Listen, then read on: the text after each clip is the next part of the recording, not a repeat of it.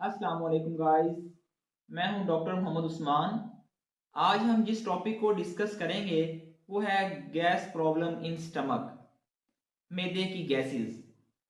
हमारे यहाँ आम रिवाज है कि हम पेट के दर्द को गैस से ही एक्सप्लेन करते हैं, लेकिन हकीकत में ऐसा कम होता है। गैस तकरीबन हर इंसान के जिस्म में मौजूद होती है। जब हम फास्टिंग में होते हैं तो हमारी पेट के अंदर गैस की मिकदार 200 ml होती है। जब हम खाना खा चुके होते हैं तो उसके बाद हमारी पेट के अंदर गैस की मिकदार 400 टू 500 ml तक होती है। और हमारे मैदे में 5 तरह की गैसेस होती हैं।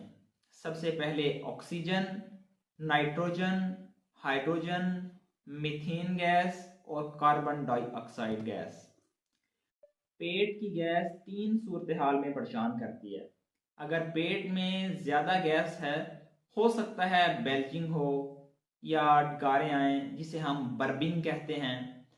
नंबर 2 पे है फ्लैचुलेंस। इसमें आपको पेट का अफारा महसूस होता है, पेट फूला फूला महसूस होता है और आपको ऐसे महसूस होता है जैसे कोई चीज़ खाई हो और वो मैदे के ऊपर रखी हो, यानी खाना खाने के बाद मैदा फूला फूला सा महसूस होता है। नंबर 3 पे है फ्लैटस। इस सूरत में पेट में गैस बनती है और ये बायरेक्टल पास हो जाती है। दिन में तकरीबन 10 से 15 फ्लैटस आना एक हेल्दी डाइजेशन की इलामत है, और अगर इससे ज़्यादा आएंगे तो वो एक बीमारी की इलामत है। गाइस, कुछ केसेस में बैक्टीरिया की वजह से गैस बनती है और कुछ में केमिकल रिएक्शन की वजह से गैस बनती है जो दर्द का सबब बनती है। गैस दो तरह से ज़्यादा दर्द का सबब बनती है। एक केमिकल रिएक्शन हो सकता है, यानी उसमें मैकेनिकल इश्यूज आ सकते हैं। गैस को चलने में कुछ रुकावट होती है, यानी इंटेस्टाइन जो है, लार्ज इंटेस्टाइन पैरालाइज हो जाती है जिसमें गैस को आगे बढ़ने में रुकावट होती है जो दर्द का सबब बनती है, जिसकी वजह से पेट फूल जाता है। गाइस, बुनियादी तौर पर गैस की दो बहुत बड़ी वजूहात, जिनमें एक टाइप ऑफ फूड और दूसरा है डाइटरी बिहेवियर। जब हम कार्बोहाइड्रेट्स एक हद से ज़्यादा इस्तेमाल करते हैं तो वो हज़म नहीं हो पाते और वो अनडाइजेस्ट ज़्यादा रहते हैं।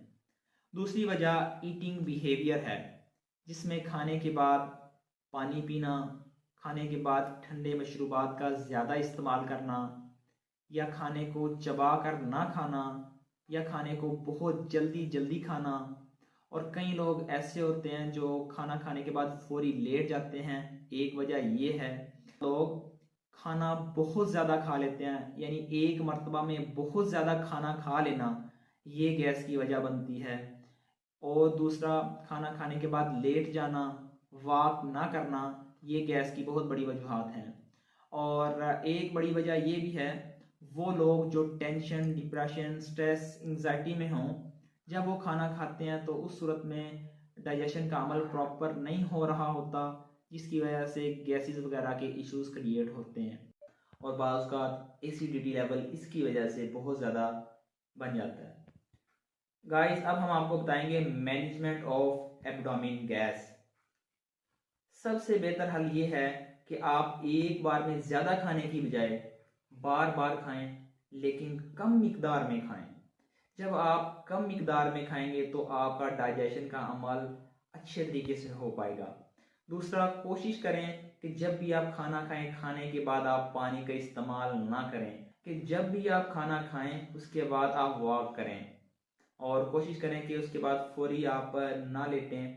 कम अज़ कम अगर आपने लेटना भी है तो उससे पहले 30 मिनट आप सीधा बैठे रहें। आपने ठंडे मशरूबात का इस्तेमाल ना तो खाने से पहले करना है और ना खाने के बाद करना है, यानी जो वाल बेवरेज यानी गर्म मशरूबात जो होते हैं और उनका इस्तेमाल भी आपने खाने के बाद नहीं करना। अब मैं आपको बताऊंगा चंद घरेलू टोटके जिसमें आप अपने मैदे की गैस को बहुत अच्छे से मैनेज कर सकते हैं। उसमें सबसे पहले आपने पुदीने की चाय, ये आपके डाइजेशन के अमल को बहुत बेहतर बना देती है। उसके बाद आप हल्दी का इस्तेमाल कर सकते हैं और कीमोमाइल टी का इस्तेमाल कर सकते हैं। और एंड पे आप हाफ चम्मच सौंफ पीसी हुई और हाफ चम्मच आप मीठा सोडा, इन दोनों को आप मिक्स कर लें। और जब भी आपको गैस का मसला हो, एसिडिटी का मसला हो, आपको लगे आपका पेट फूला हुआ है, गर्ज ये कि मैदे का कोई भी मसला हो, सौंफ और मीठा सोडा आपके लिए बेहतरीन और कारगर साबित होगा। गाइस, मैं कुछ ऐसे सिरप के बारे में आपको बताऊंगा जो आपके घर में होना ज़रूरी है। सबसे पहले स्मिथिकॉन, उसके बाद पेप्टो बिस्मोल, डाइजेक्स एमपी, यूनिसिड, गैविस्कॉन और पोलीजेल वगैरह। ये चंद ऐसे सिरप हैं जो आपके घर में होना ज़रूरी है। जब भी आपको गैस का मसला हो, आप इनमें से कोई भी सिरप इस्तेमाल कर सकते हैं। इंशाल्लाह विद इन मिनट्स आपको इससे फ़र्क महसूस होगा।